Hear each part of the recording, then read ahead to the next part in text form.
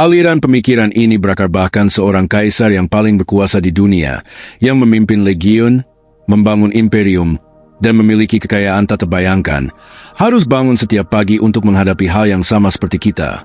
Keraguan, ketakutan, dan godaan untuk menyerah. Itulah mengapa Marcus Aurelius tidak hanya menulis untuk kekaisarannya, tetapi juga untuk dirinya sendiri, mencari ketenangan di tengah badai kehidupan. Jadi, jika seorang kaisar pun membutuhkan panduan untuk mengendalikan batinnya, bagaimana dengan kita? Buka lembaran baru dan temukan kebijaksanaan stoik yang dapat membantumu menemukan kedamaian dalam kekacauan. Mulailah perjalananmu sekarang, pada kepercayaan bahwa kebajikan adalah kebaikan tertinggi. Namanya diambil dari Stoa Poikile, sebuah teras berpilar yang terkenal di Athena tempat Zeno dan para pengikutnya berdiskusi penuh makna. Ajaran Zeno menyentuh hati banyak orang. Ia mengumpulkan murid-murid setia dan menjadikan Stoa Poikile sebagai pusat diskusi tentang etika, kebijaksanaan, dan pencarian makna hidup lewat kebajikan. Pengaruh Zeno menyebar melampaui batas geografis. Stoicisme mulai berkembang ke seluruh dunia Helenistik dan menemukan tempat subur di Kekaisaran Romawi. Figur besar seperti Marcus Aurelius, Kaisar Romawi yang menjelajahi hubungan antara kepemimpinan dan kebajikan lewat karyanya Meditations. Dan seneca, negarawan sekaligus filsuf yang memberikan aplikasi praktis stoicisme dalam kehidupan sehari-hari melalui banyak esainya. Stoicisme mengajak kita untuk fokus pada hal-hal yang bisa kita kendalikan, menerima yang berada di luar kuasa kita, dan mencapai kedamaian batin melalui rasionalitas serta kebajikan. Meski stoicisme menganggap kebajikan dan hidup yang baik sebagai tujuan tertinggi, aliran lain seperti epikureanisme justru melihat kenikmatan dan bebas dari rasa sakit sebagai pencapaian utama. Stoicisme ala Zeno dan epikureanisme berdiri sebagai dua jalur yang berbeda dalam menemukan makna dan kepenuhan hidup. Namun, warisan Zeno sang stoik tetap menjadi mercusuar abadi kebijaksanaan, menerangi jalan menuju kebajikan, ketahanan batin, dan ketenangan jiwa. Perjalanan hidupnya mengingatkan kita bahwa kita memiliki kekuatan untuk menaklukkan diri sendiri, memeluk kebajikan, dan melangkah melewati kerumitan hidup dengan anggun dan bermartabat. Kebiasaan kecil seringkali kita abaikan, padahal pengaruhnya begitu besar terhadap hidup kita. Kita sering berpikir bahwa perubahan besar memerlukan waktu bertahun-tahun. Tapi saya katakan, hanya dalam seminggu, hidupmu bisa mulai berubah. Ini bukan sekadar teori. Otak kita tidak sesederhana itu. Kebiasaan kecil yang kita lakukan membentuk sistem dopamin di otak kita. Itulah mengapa kita bisa kecanduan tanpa sadar. Namun, di sisi lain, kita juga bisa membangun disiplin dengan cara yang meningkatkan kebahagiaan dan kebiasaan kita. Pola makan menentukan emosi dan produktivitas kita. Ketajaman mental dipengaruhi oleh apa yang kita konsumsi. Menulis jurnal bisa mengubah struktur otak dan olahraga meningkatkan ketahanan mental. Kenapa kita sering mengabaikan hal-hal kecil ini? Mungkin karena kita takut meninggalkan zona nyaman, meski kita tahu kebiasaan itu merugikan. Saya mencoba kebiasaan ini selama seminggu dan perubahan itu sulit. Tapi, tunggu sampai kamu mendengar apa yang benar-benar terjadi. Saya akan membagikan semuanya, dan mungkin ini akan mengubah cara kamu memandang hidup. Jadi, tonton sampai akhir, karena setiap kebiasaan ini punya dampak tak terduga. Jangan lupa berlangganan, karena masih banyak hal yang akan kita bahas. Hal-hal yang mungkin belum pernah kamu sadari sebelumnya. Poin pertama, membatasi waktu layar. Saya pernah merasa hari-hari saya berlalu tanpa arah.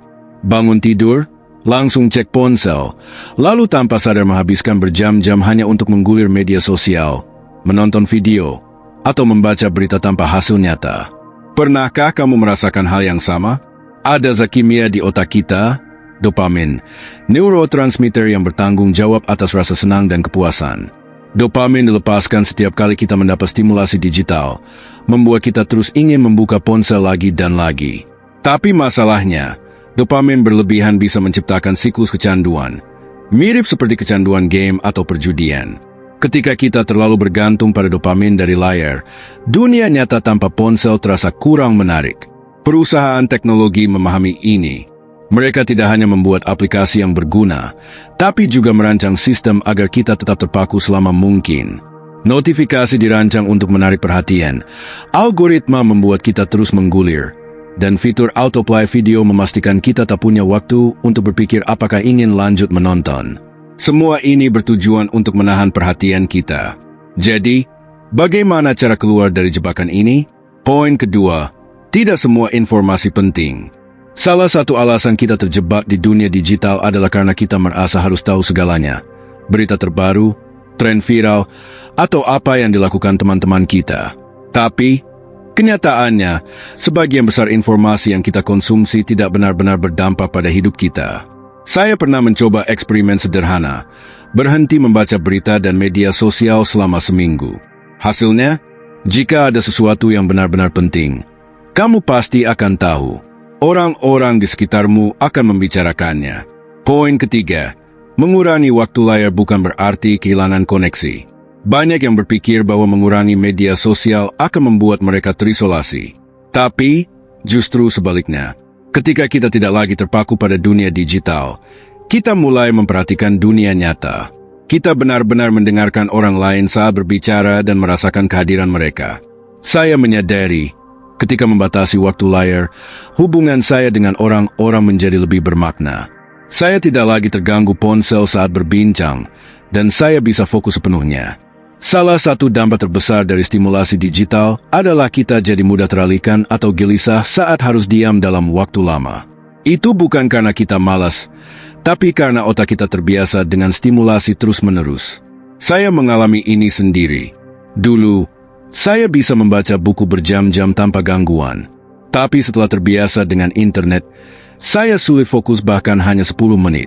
Saya merasa gelisah, ingin segera cek ponsel. Jadi, saya mencoba sesuatu, melatih otak saya untuk fokus kembali. Saya mulai dengan duduk diam 5 menit tanpa gangguan, lalu membaca buku 10 menit tanpa ponsel. Perlahan, saya jadi lebih fokus dan produktif. Poin keempat, kualitas hidup meningkat dengan membatasi layar. Setelah beberapa minggu menjalani kebiasaan ini, saya merasakan perubahan besar. Saya tidur lebih nyenyak, merasa lebih bahagia, lebih produktif, dan yang terpenting, lebih hidup. Dulu, saya sering merasa tidak puas karena membandingkan hidup saya dengan orang lain di media sosial. Tapi setelah mengurangi konsumsi digital, saya mulai bersyukur atas apa yang saya miliki. Saya menikmati momen kecil, udara segar di pagi hari, suara burung, dan merasa lebih bebas tanpa ketergantungan pada notifikasi. Hidup jadi penuh makna ketika kita benar-benar hadir. Poin kelima, makan dengan kesadaran penuh. Saya pernah menjalani masa di mana makan hanya rutinitas. Saya makan bukan karena lapar, tapi karena kebiasaan, melahap makanan dengan terburu-buru, bahkan sering lupa apa yang saya makan. Lebih buruk lagi, setelah makan, saya justru merasa lelah, sulit fokus, dan emosi tidak stabil. Saya pikir itu normal, sampai saya menemukan bahwa makanan bukan hanya soal mengisi perut. Ada hubungan erat antara makanan, emosi, dan pola pikir kita. Sistem pencernaan kita terhubung langsung dengan otak. Di usus, miliaran mikroorganisme memproduksi neurotransmitter seperti serotonin, hormon kebahagiaan yang 90% diproduksi di usus, bukan otak. Pola makan buruk membuat mikroorganisme ini tidak seimbang, mengganggu serotonin, dan memengaruhi stres, kecemasan, bahkan kebahagiaan kita. Saya mulai mengubah cara makan dengan sederhana, makan tanpa gangguan, memperhatikan tekstur dan rasa, mengunyah lebih lambat, dan memilih makanan yang memberi energi. Hasilnya, saya lebih stabil secara emosional, fokus, dan tidur lebih baik. Poin keenam, bangun lebih pagi. Pernahkah kamu bertanya-tanya mengapa ada orang yang bangun pagi dengan penuh semangat? Tubuh kita dipengaruhi oleh cahaya, hormon, dan kebiasaan. Di dunia modern, kita sering melawan ritme alami tubuh, dan akhirnya kita yang rugi. Ketika saya mulai bangun lebih pagi, awalnya sulit, tapi setelah seminggu, saya merasa lebih jernih, fokus, dan tenang. Bangun pagi bukan hanya soal jam, tapi bagaimana kita mengelola waktu. Tidur dan bangun di jam yang sama setiap hari membuat hormon lebih seimbang, metabolisme stabil, dan suasana hati lebih baik. Saya juga jadi lebih mudah menolak distraksi dan lebih sabar menghadapi masalah. Poin ketujuh, menulis jurnal. Saya pernah merasa hidup saya kacau, penuh distraksi, dan tanpa arah. Menulis jurnal mengubah segalanya. Awalnya, saya ragu, tapi ini bukan sekadar mencatat kejadian. Ini cara berbicara dengan diri sendiri, memahami emosi, dan menemukan pola hidup. Saya mulai melihat kapan saya produktif, kapan teralihkan, dan apa yang memicu stres. Menulis jurnal juga membantu mengelola emosi, mengurangi aktivitas amigdala, pusat emosi otak, dan mengaktifkan korteks prefrontal, bagian rasional. Saya jadi lebih tenang, bisa memprediksi perasaan saya, dan membuat keputusan lebih bijak. Poin ke-8, olahraga mengubah hidup. Saya pernah merasa lelah, sulit fokus, dan cepat marah. Saya pikir itu hanya kurang semangat, tapi setelah rutin berolahraga, saya sadar tubuh dan pikiran sangat terhubung. Olahraga bukan hanya soal fisik, tapi melatih disiplin mental. Saat kita mendorong batas tubuh, kita juga melatih pikiran untuk menghadapi tantangan. Olahraga melepaskan dopamin dan serotonin, mengurangi stres, dan meningkatkan fokus. Saya merasa lebih jernih, tenang, dan percaya diri setelah rutin berolahraga 15-30 menit setiap hari.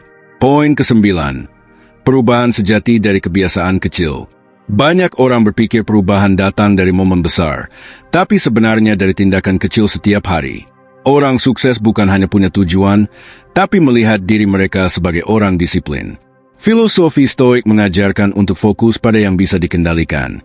Motivasi tidak bisa diandalkan, yang penting adalah sistem. Buat aturan jelas, hilangkan distraksi, dan buat kebiasaan mudah dijalani.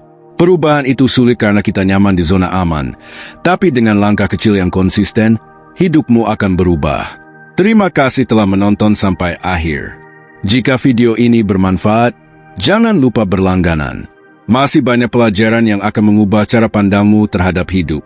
Perubahan dimulai dari langkah pertama.